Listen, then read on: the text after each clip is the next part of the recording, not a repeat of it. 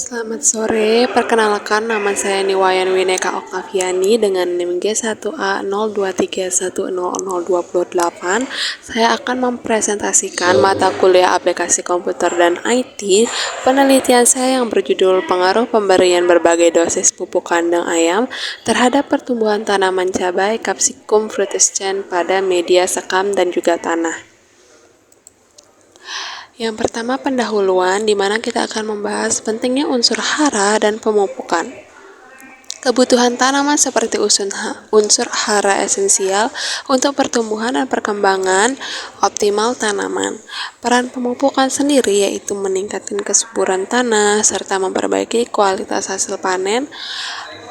Pupuk organik memiliki keunggulan berkelanjutan dalam memperbaiki sifat fisik kimia dan juga biologi tanah. Hal ini dikemukakan oleh Yuniati dan Purnama pada tahun 2023.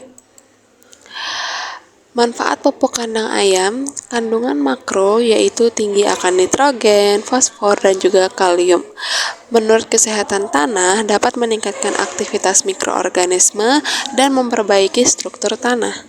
Optimasinya menurut Prasetyo dan kawan-kawan pada tahun 2025 yaitu membantu penyerapan unsur hara oleh akar tanaman menjadi lebih maksimal. Sekarang kita akan membahas budidaya tanaman cabai Capsicum frutescens L.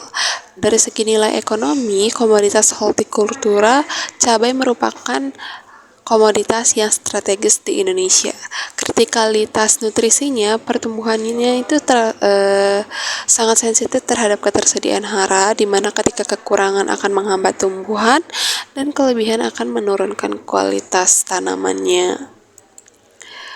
Selanjutnya, rumusan masalah. Apakah terdapat pengaruh signifikan pemberian pupuk kandang ayam terhadap pertumbuhan tanaman? Lalu bagaimana perbedaan pertumbuhan tanaman cabai pada berbagai dosis pupuk kandang ayam? Dan yang ketiga, dosis pupuk kandang ayam manakah yang memberikan hasil pertumbuhan terbaik? Lalu tujuan penelitiannya yaitu mengetahui pengaruh pemberian pupuk kandang ayam terhadap pertumbuhan tanaman cabai.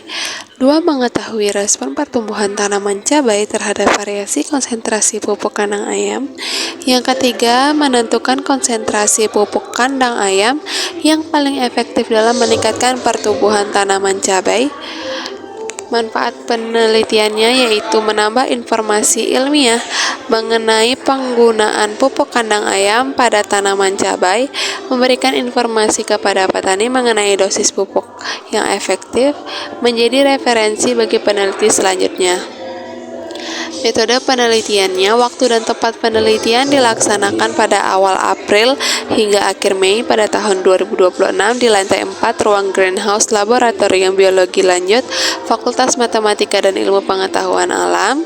Alat dan bahannya ada alat tulis untuk mencatat segala datanya, ada handphone untuk memfoto, lalu ada penggaris untuk mengukur tanamannya, ada polybag, ada cepang, dan juga ada timbalangan analitik. Bahannya udah pasti itu ada cabai atau bibit cabai, lalu ada air, ada tanah yang sudah diayak, lalu ada sekam, dan juga ada tanah, ada pupuk. Lalu rancangan penelitiannya saya menggunakan 5 perlakuan, di mana perlakuan pertama yaitu dosis pupuk 0% atau yang disebut dengan kontrol dengan jumlah tanah plus sekam itu 500 gram.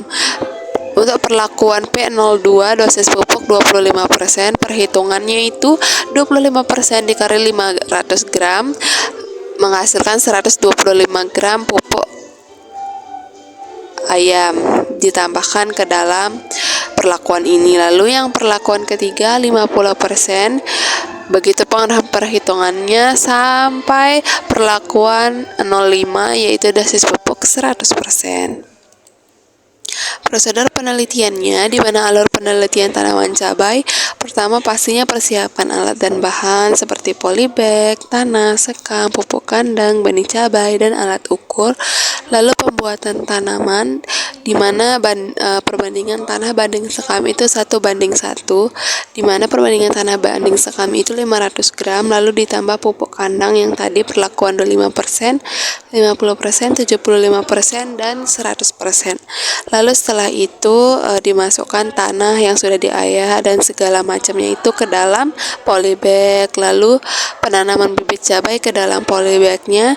Setelah itu pemeliharaan dan penyiraman rutin setiap hari, lalu pengamatan berkala dari hari ke-0, hari ke-7, hari ke-21, hari ke-14 juga jangan lupa hari ke-28.